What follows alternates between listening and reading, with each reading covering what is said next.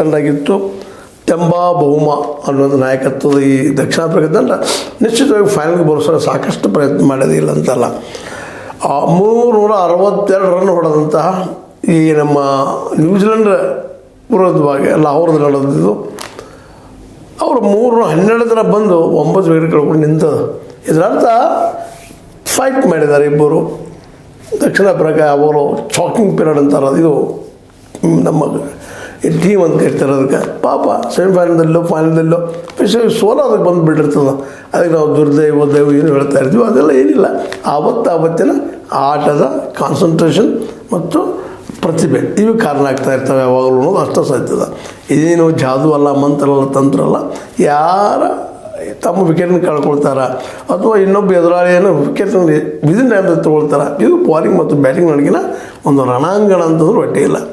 ಇನ್ನು ಫೈನಲ್ದಲ್ಲೇ ನಮ್ಮ ವಿಶೇಷವಾಗಿ ಎರಡೂ ತಂಡಗಳಲ್ಲಿ ಭರ್ಪೂರ ಆಟಗಾಡಿದ್ದಾರೆ. ಸಮಾನವಾಗಿ ಹೇಳ್ತೀನಿ ನಿಮಗೆ, ಒಂದು ಶಕ್ತಿಯ ಒಂದು ಮನಸ್ಥಿತಿಯ ಈ ಆಟಗಾರರು. ಒಂದು ಕಡೆಗೆ ನಮ್ಮ ಕೊಹ್ಲಿ ಜೊತೆಗೆ ಇನ್ನೂ ಹಿರಿಯರು ರೋಹಿತ್ ಶರ್ಮಾ ಕ್ಯಾಪ್ಟನ್ ಇದ್ದಾರೆ. ಅವ್ರ ಜೊತೆಗೆ ನಮ್ಮ KL ರಾಹುಲ್ರು ಒಳ್ಳೆಯ ಆಟವನ್ನು ಆಡಿದ್ದಾರೆ. ಮುಂದೆ ಅದ್ರ ಜೊತೆಗೆ ನಮ್ಮಲ್ಲಿ ಇನ್ನೂ ಅನೇಕರು ಹೊಸರು ಬರ್ತಾಯಿದ್ದಾರೆ ಬಾಲಿಂಗು ಬ್ಯಾಟಿಂಗು. ಶುಭ್ಮನ್ ಗಿಲ್ ಸಹಿತ ಉತ್ತಮವಾದ ಬ್ಯಾಟ್ಸ್ಮನ್ ಆಗಿದ್ದಾರೆ. ಹೀಗಾಗಿ ಭಾರತ ಬ್ಯಾಟಿಂಗ್ ಮತ್ತು ಬಾಲಿಂಗ್ ಇನ್ನೊಬ್ಬರು ಬುಮ್ರಾ ಇರಬೇಕಾಗಿತ್ತು ಅಂತ ಎಲ್ಲರೂ ಬಯಸ್ತಾ ಇರ್ತಾರೆ. ಆದರೆ ಶರೀರ ಯಾರ ಮನೆ ಆಸ್ತಿ ಅಥವಾ ಸಮಯ ಯಾರ ಮನೆ ಆಸ್ತಿ. ಹೀಗಾಗಿ ಬುಮ್ರಾ ಬದಲಾಗಿ ಇವರು ಚೆನ್ನಾಗಿ ಬಾಲಿಂಗ್ ಮಾಡ್ತಾ ಇದ್ದಾರೆ. ಅದರ ಚಕ್ರವರ್ತಿಯಿಂದ ಹೊಸದಾಗಿ ಬರುವಂಥ ಸ್ಪಿನ್ನರ್. ಯಾಕಂದರೆ ಇದು ದುಬೈದು ಏನದಪ್ಪ ಅಂದ್ರೆ ಸ್ಪಿನ್ ಪಿಚ್ಚಿಗೆ ಅನುಕೂಲ ಆಗುವಂಥದ್ದು. ಲಾಹೋರ್ದಿತ್ತು ಬ್ಯಾಟಿಂಗ್ ಪಿಚ್ ಇತ್ತು, ನೀನು ಸಿಕ್ಕಾಪಟ್ಟೆ ರನ್ ಹೊಡೆದ್ಬಿಟ್ರು. 362 ರನ್ಗಳನ್ನು ನ್ಯೂಜಿಲೆಂಡ್ದು 6 ವಿಕೆಟ್ ಹೊಡೆದ್ರೆ, ಇವರು 312 ರನ್ಗಳನ್ನು 9 ವಿಕೆಟ್ ಹೊಡೆದ್ರು. ಮತ್ತು ರನ್ ಹೆಚ್ಚಿದವ್ರು ಗೆದ್ದರು. ಅದು ಮಾತು ಬೇರೆ.